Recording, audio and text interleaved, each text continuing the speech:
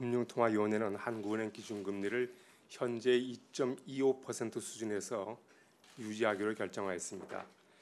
그 배경 그리고 앞으로의 통화정책 방향에 대해서 설명드리도록 하겠습니다. 세계 경제를 보면은 경기 회복세가 미국에서는 지속되었지만 유로 지역에서는 2, 4분기 GDP 성장률이 0%로 나타나는 등 정체되는 모습을 보였습니다. 신흥시장의 경우 중국에서는 성장세가 이어졌지만 일부 국가에서는 경제 활동의 부진이 지속되는 등 국가별로 차별화된 그런 모습을 나타냈습니다. 국제금융시장은 8월 중 지정학적 리스크에도 불구하고 주요국의 완화적 통화정책 지속에 대한 기대 등으로 주가가 상승하고 금리는 하락하는 등 전반적으로 안정을 찾는 그런 모습을 나타냈습니다. 다만 이제 9월 들어서는 미 연준의 그 예상보다 빠른 그 금리 인상 가능성이 제기되면서 주요국의 금리가 반등하고 주가가 다소 조정을 받기도 했습니다. 앞에서 제가 그 세계 경제의 성장세가 지역별 그리고 국가별로 차별화된 모습을 보이고 있다고 말씀드렸는데, 이 같은 차별화된 움직임은 앞으로도 상당 기간 이어질 것으로 그렇게 예상을 하고 있습니다.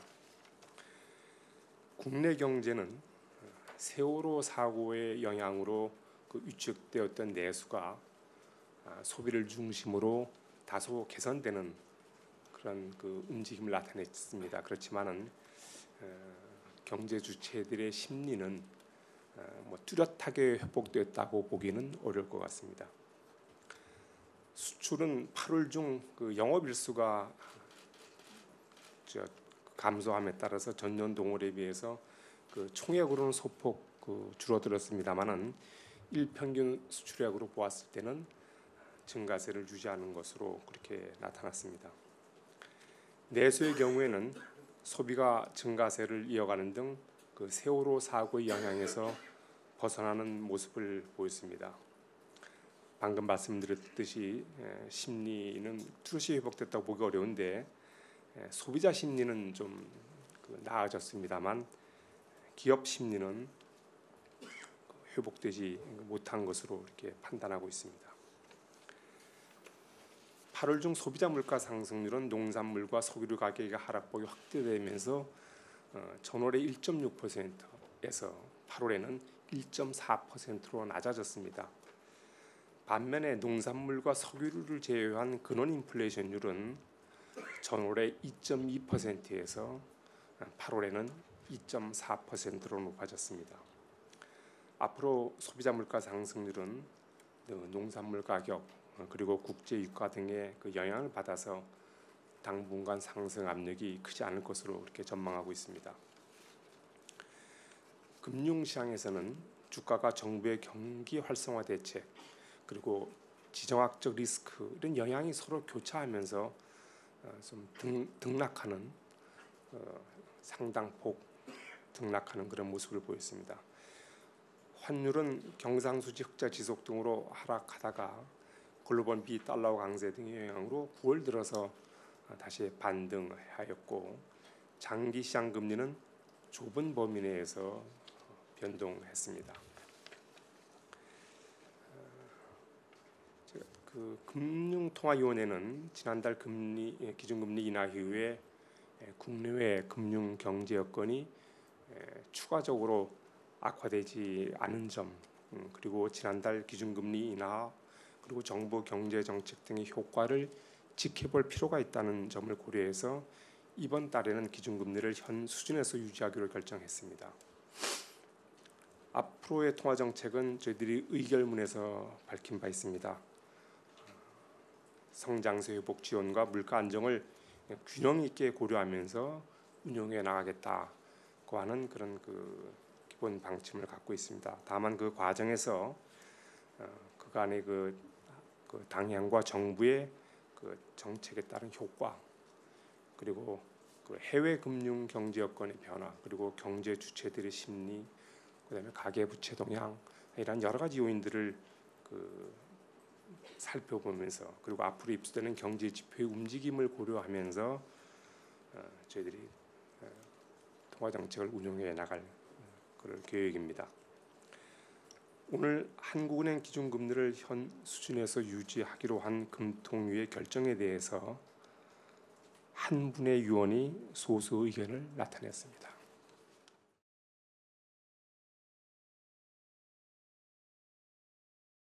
저희들이 지난달에 금리를 내릴 때 저희들이 그 내리는 그 사유로서 저희들이 이런 말씀을 드렸습니다. 세월호 이후에 경제 주체들의 심리가 상당히 위축되어 가지고 그것이 내수 부진을 그 장기화시켜 가지고 그다음에 그것이 어떤 그 상당히 저성장기주를 그 다운사이드 리스크를 그 좀 현실화될 그럴 가능성에 저희들이 선제적으로 대응하기 위해서 내렸다 그런 말씀을 드렸는데 저희들이 그 이후에 이렇게 상황을 보면 소비 심리는 좀 소폭 나아진 걸로 보고 실제 최근 모니터링에 의하면 소비 동향 그 통계로 봤을 때 심리는 소비 심리는 상당 부분 좀 회복되지 않았나 이렇게 생각을 합니다. 단지 이제 기업 투자 심리가 좀처럼 살아나지 못하고 있습니다. 저희들이 앞으로는 그 여러 가지 경기 회복이 좀 가시화되면은 그다음에 여러 가지 정부의 정책이 조금 더 구체화되면은 기업의 투자 심리도 조금 나아지라고 생각을 합니다만 상당히 그것은 그 어떤 대내의 불확실성이 기난바가 크기 때문에 회복 속도는 그렇게 빠르지 못할 거다 이런 생각을 하고 있습니다.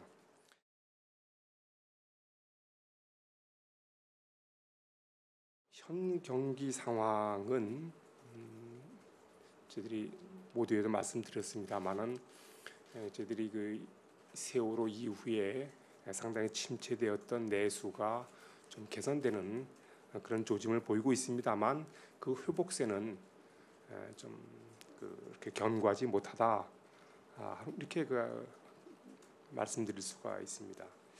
저희들이 지난달에 금리도 내리고 정부가 여러 가지 경제 활성화 조치를 취하면서 저희들이 그 부분적으로 효과는 있다고 봅니다.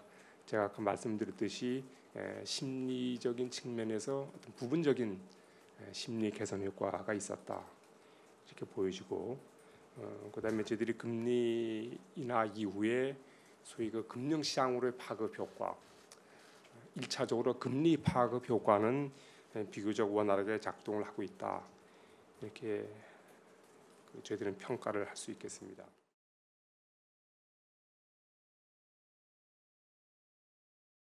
디플레 관련 우려가 이제 있는 게 사실입니다. 제가 아마 지난달에도 비슷한 취지로 말씀을 드린 걸로 기억하는데 다시 제가 정리해서 말씀드리면 일반적으로 이제 디플레냐 아니냐고 판단할 때 저희들은 일반적으로 두 가지 기준을 갖고 있다고 말씀을 드렸습니다. 첫 번째는 물가 하락세가 많은 품목에 광범위하게 걸쳐서 나타나는 현상이냐 아니냐 하는 거하고 두 번째는 이렇게 경제 주체들의 그 어떤 인플레 기대 심리를 떨어뜨려 가지고 그 떨어진 기대 인플레이션이 실제 물가 하락으로 이어져서 다시 또 기대 인플레를 떨어뜨리는 자기 실현적 기대가 현실화되는 그런 상황을 저희들이 이제 디플레라고 저희들이 정의를 할 수 있는데 지금 상황에 우리 경제가 디플레에 들어섰다고 보기는 좀 어렵지 않겠느냐 그렇게 생각하고 있습니다. 저희들이 물가가 지금 현재 한 1%대의 낮은 그 현상이 한 2년여 지속되고 있습니다만은 잘 아시다시피 그 농산물하고 국제 그 에너지 가격의 하락 그런 공급적 요인에 따른 그 공급적 요인에 주로 기인한 것이고 어떻게 보면 이것을 제외한 그 근원 인플레이션율 이게 이제 수요 측면에서의 기초적인 물가 압력을 나타낸다고 볼 수 있는데 그런 근원 인플레이션율은 여전히 2%대 초반에 있다는 점을 보면은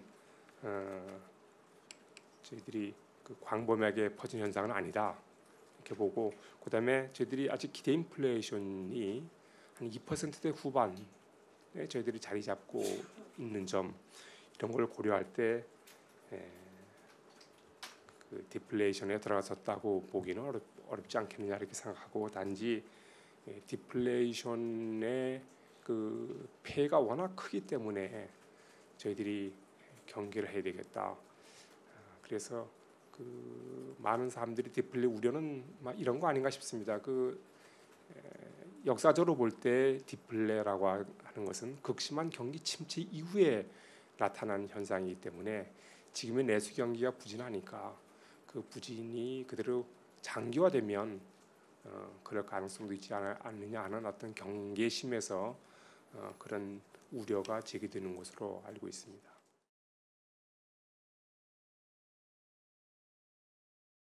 이제 엔화, 저희들이 원엔 환율이 이제 많이 그 하락을 해서 그에 대한 우려가 좀 있는 게 사실이고, 지금 오 기자님 말씀하신 대로 그 아마 그 원엔 환율의 그 하락에 대한 효과를 아마 계량적으로 나타내는 분석 보고서는 많이 있습니다. 근데 이제 그런 계량적인 숫자가 큰 의미 있는 건 아닌 것 같고, 저희들이 원엔 환율에 대한 저희 인식은 이렇습니다. 일단 원엔 환율이 우리나라 수출, 우리나라 경제에 미치는 영향이 과거보다는 좀 줄어들었다고 이렇게 그 여러 가지 분석 결과에서 나옵니다만, 최근의 상황은 저희들이 좀 주의 깊게 보고 있다 이렇게 말씀을 드립니다. 왜냐하면 지금 엔 약세가 한 1년 반 정도 이렇게 오랫동안 장기간 지속이 됐습니다. 이 상황에서 추가적으로 엔화가 계속 약세가 되면 저희들에게 상당히 부정적인 영향을 미칠 거다 이렇게 보고 있습니다. 그 지금까지는 일본 수출 기업들이 주로 엔화 약세를 수출 단가에 이렇게 본격적으로 반영하지 않아 왔습니다. 그 결과 일본 기업의 수익성이 상당히 좋아진 것으로 그렇게 나타나 있습니다. 그래서 이렇게 그 호전된 수익성을 기반으로 해서 앞으로 공격적인 마케팅에 나선다든가, 일본 기업들이 말이죠. 그다음에 그 또 수익성 호전을 또 뒷받침을 해서 그 본격적인 단가 인하, 가격 경쟁에 나설 경우에는 저희들 그 수출에 상당히 부정적인 미칠 수 있다 이렇게 판단하고 있기 때문에 N1 그 환율을 저희들이 좀 주의 깊게 볼 필요가 있다 이렇게 생각을 하고 있습니다.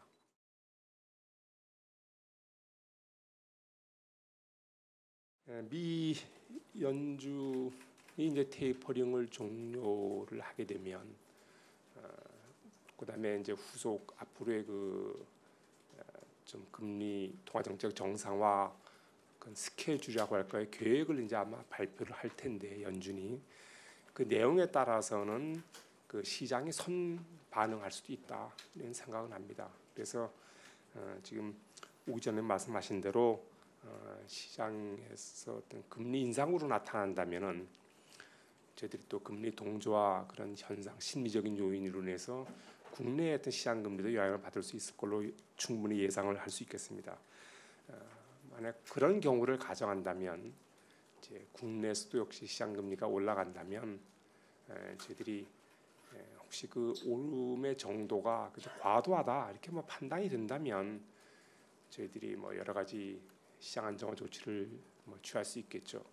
비근한 뭐 수단으로는 공개 시장 조작을 통해서 한다든가 해서 어떤 거기에 맞는 그런 안정화 노력은 저희 기울이겠다 이렇게 말씀을 드립니다.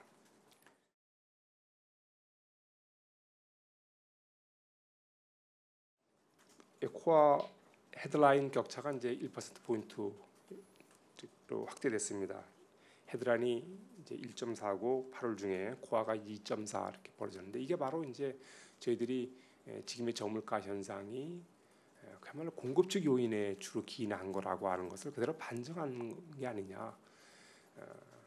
농산물 가격과 석유류 가격의 하락에 그 주도해서 1%대 물가가 지금까지 장기간 지속되어 있는 현상, 그대로 여실히 보여주고 있는데 저희들이 물론 물가 목표는 헤드라인 CPI로 일단 저희들이 타겟으로 하고 있습니다만은 또 그에 못지않게 코어 인플레이션도 상당히 중시를 합니다.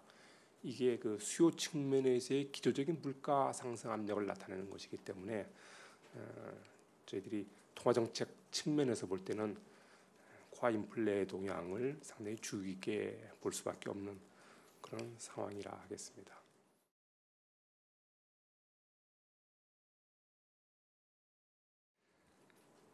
저희들이 지난번에 금리를 내리면서 금리 차가 조금 또 이제 줄어들었습니다.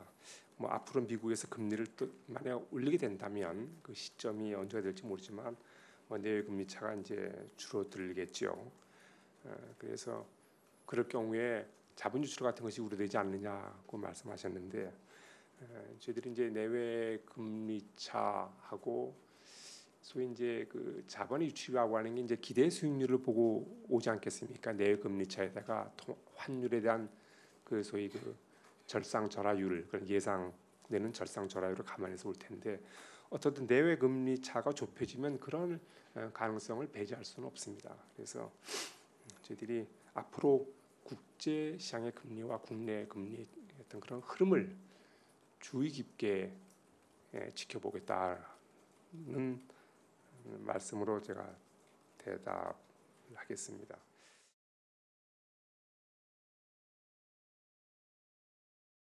8월 달에 이렇게 가계 대출이 굉장히 큰 폭으로 늘어난 건 사실입니다. 5조 가량 늘어났는데 대부분 이제 은행 대출이었고 비은행 대출은 그 이전에 비해서 8월에 대출 그 증가 규모가 크게 축소된 그런 모습을 보였습니다.